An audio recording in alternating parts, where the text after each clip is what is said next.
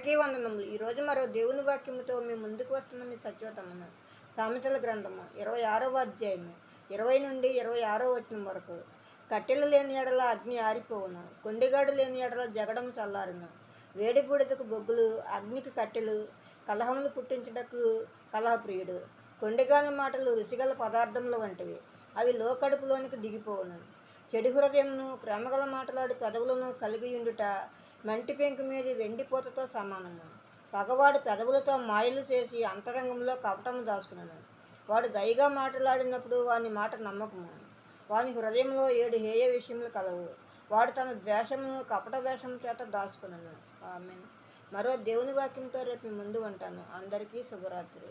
మన ప్రభువును ప్రియరక్షకుడైన యేసుక్రీస్తు కృప, కాపుదల, రక్షణ, ఆశీర్వాదము మనందరికీ ఇప్పుడు ఎప్పుడు సదాకాలము తోడై ఉండును గాక. ఆమేన్. ఆమేన్.